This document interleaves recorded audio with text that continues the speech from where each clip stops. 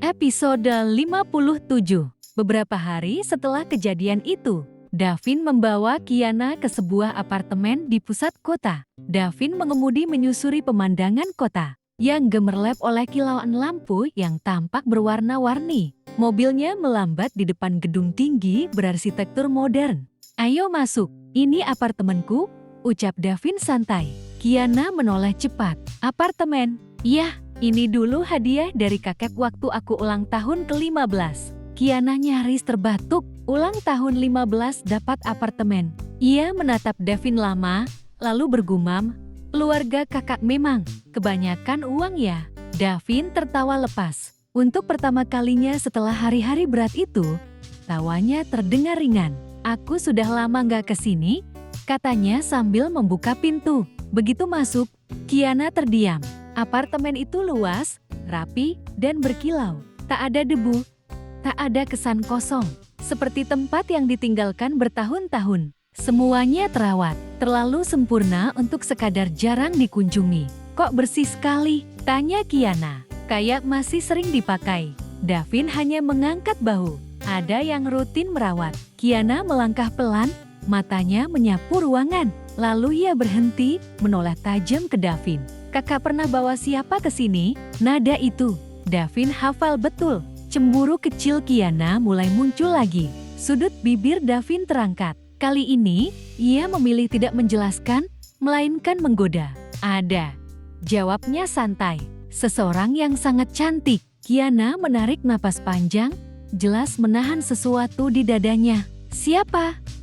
tanyanya akhirnya. "Mantan pacarmu." Davin hampir tertawa melihat wajah itu.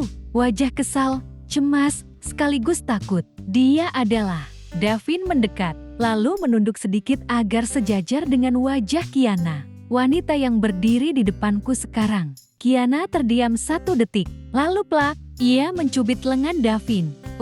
Sengaja bikin aku kesal." "Ya, aduh, sakit, sayang." Davin meringis pura-pura. "Iya, maaf."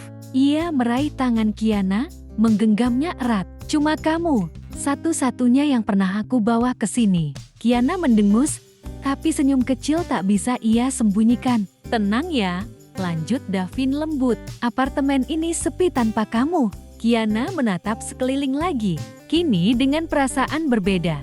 Tempat itu bukan lagi terasa asing. Ada kehangatan yang perlahan tumbuh, sekaligus pertanyaan baru yang belum sempat terucap. Karena Kiana belum tahu, apartemen ini bukan sekadar hadiah masa lalu. Dan Davin membawa Kiana ke sini, bukan tanpa alasan. Malam turun perlahan, lampu kota berkilau dari kejauhan, menemani mereka yang duduk bersantai di balkon apartemen. Angin malam berembus lembut. Davin berdiri menatap gemerlap kota, lalu memeluk Kiana dengan tenang, seolah ingin memastikan gadis itu benar-benar ada dalam pelukannya. "Sayang," suara Davin rendah dan hati-hati. "Kamu biasanya menstruasi tiap tanggal berapa?" Kiana tertegun. Wajahnya langsung memanas. "Apa?" Ia menoleh sedikit. "Kenapa?" tanya hal itu. Davin menempelkan dagunya di bahu Kiana. "Gak apa-apa," jawabnya lembut. "Kamu ingat waktu itu?" Kiana terdiam. Davin melanjutkan dengan suara lebih serius namun tetap menenangkan. "Kita terlalu jauh malam itu, dan melakukannya berkali-kali. Ada kemungkinan, kedepannya kamu bisa hamil. Bisa juga tidak." "Hah? Hamil?" Suara Kiana nyaris bergetar. Matanya membesar, dadanya naik turun, menahan rasa kaget yang datang tiba-tiba. Davin langsung mempererat pelukannya, seakan tak ingin Kiana tenggelam dalam ketakutan sendiri. "Tidak apa-apa," ucapnya mantap. "Jangan takut, ada aku." Ia memiringkan wajahnya sedikit, berbicara tepat di dekat telinga Kiana. "Aku ayahnya. Aku akan bertanggung jawab sepenuhnya. Aku akan melakukan yang terbaik." Kiana menggenggam tangan Davin di pinggangnya. "Kalau anak itu hadir," lanjut Davin, "justru itu hal yang indah. Dia akan punya 2 nenek dan keluarga yang sangat mencintainya. Dia tidak akan pernah merasa sendirian."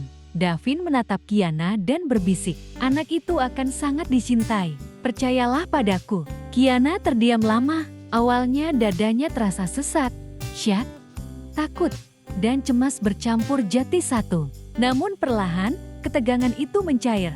Ia bersandar penuh ke dada Davin. Apapun yang akan terjadi ke depan, bisiknya pelan. Aku percaya sama kamu. Davin tersenyum kecil, lalu mengecup pelan rambut Kiana. Di bawah langit malam yang tenang, keduanya berdiri saling menguatkan tanpa tahu pasti apa yang menanti esok hari. Namun untuk pertama kalinya, Kiana tidak lagi merasa sendirian. Dan jauh di dalam hatinya, sebuah takdir baru mulai berdenyut menunggu waktunya untuk terungkap.